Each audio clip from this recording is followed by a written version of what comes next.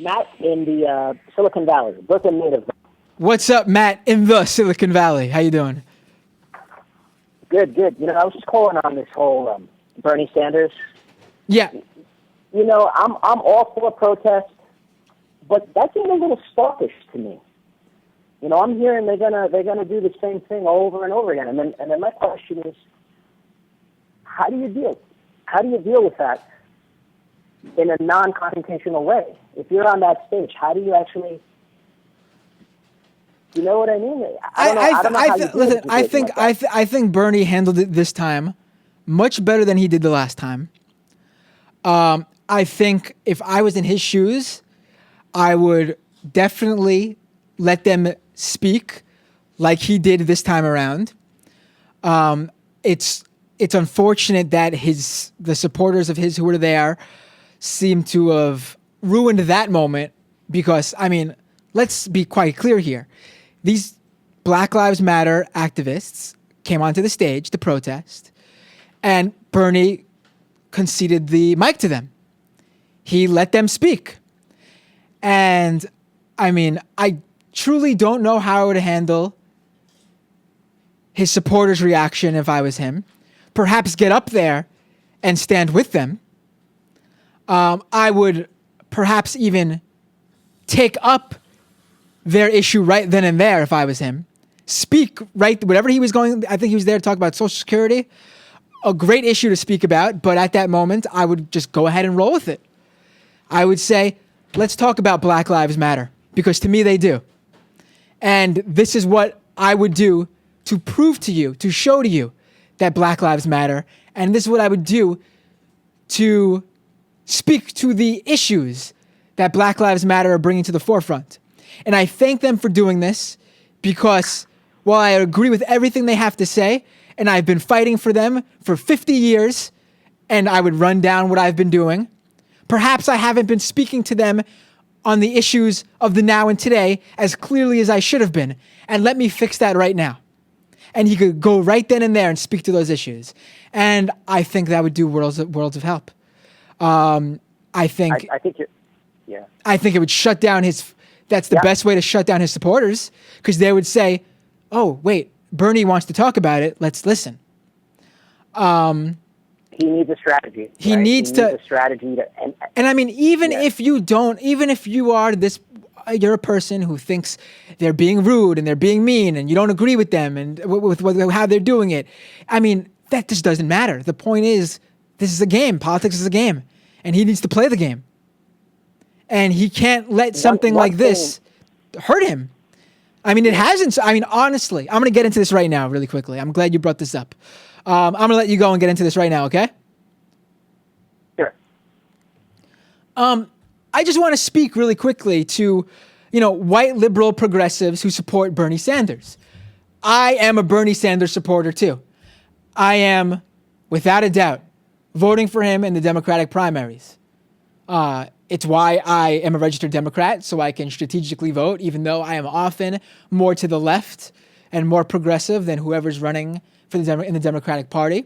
It's so I can vote for the best person to represent the Democratic Party. And to me, that person is the person with the progressive views, with the leftist views, with the person who can do the most good for me and, in my view, the most good for the American people as a whole. And this time around, it is Bernie Sanders. Without a doubt, Bernie Sanders has a record it proves that he cares about a multitude of issues: the middle class, economic inequality. He cares about Black Lives Matter. And Black Lives Matter is absolutely right to do what they've been doing to Bernie Sanders. Now, whether you want to agree with exactly what they've been saying, I don't agree with everything. I don't agree with exactly every small detail about it. I was completely on board that first protest. I think they should continue to do these type of protests. This previous one in Seattle, I'm completely on board with them interrupting Bernie. Do I agree with everything they said? Maybe not. But that doesn't matter, and it shouldn't, because we are now in the time frame where you should be pushing whoever you want your candidate to be to speak to your issues. You want them to become a perfect candidate by the time this all kicks into full gear and we're getting close to that primary vote. You want, if you're a Bernie Sanders supporter, you want as many African American voters to go out there and vote for Bernie Sanders because they need, you keep saying, if you truly care about Black lives, then you'd vote for Bernie Sanders. Well, guess what? This is what they need to do so they can be sure that Bernie Sanders is their candidate.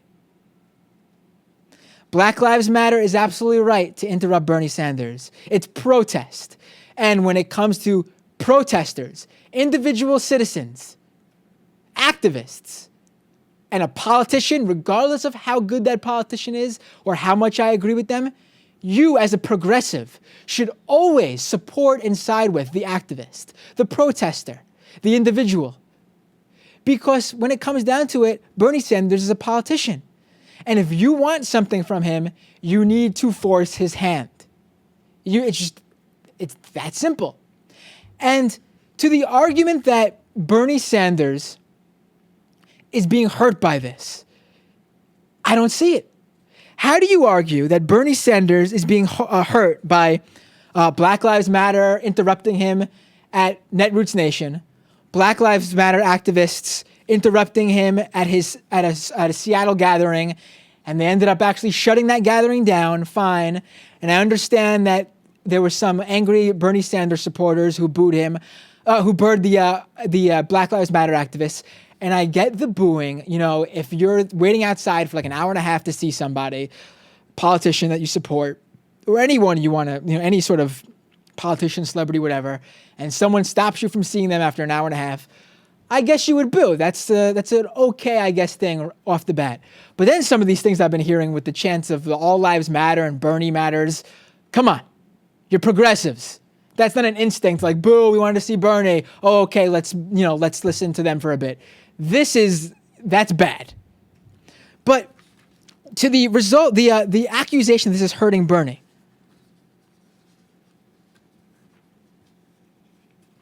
The day after those Black Lives Matter activists shut down that Seattle Bernie Sanders gathering, a record-breaking 28,000 people came to a rally in Portland, Oregon to support his presidential campaign and see him speak. That is the largest turnout for any 2016 presidential candidate thus far, and it broke the previous record, which was also set by Bernie Sanders. In fact, as we heard from someone who just called in earlier, Black Lives Matter activists showed up to support Bernie as part of that 28,000 people group at that rally in Portland. How is this hurting Bernie Sanders? And again, here's another issue. If Bernie's saying and talking about Black Lives Matter and educating himself on, okay, I've been fighting for the issues for 50 years and I'm continuing to fight for these issues, but maybe I'm not in tune with what's going on with this specific activist group. The language, the politics, the specific activism and on the ground grassroots organizing that's going on. And it's completely fine for someone to claim ignorance on this. He's a sitting senator. He can't be sitting on Twitter or following the internet forums to figure out, this is what's going on here, this is what's going on there. That's what his campaign is there to do for him. He's got a lot to pay attention to.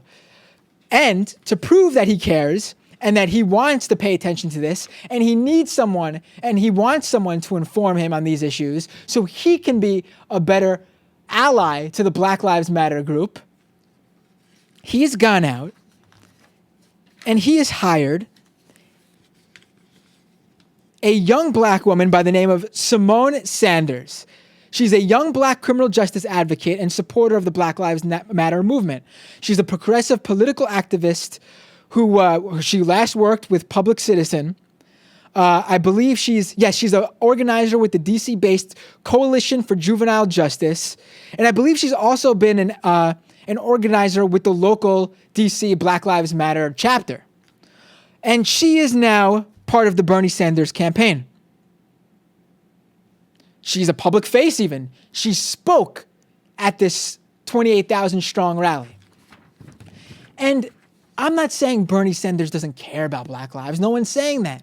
But what we're saying is Bernie Sanders would not have realized he needs to speak to this now. Not in the past, not in the future. He needs to speak to this now if the Black Lives Matter activists did not push him on this.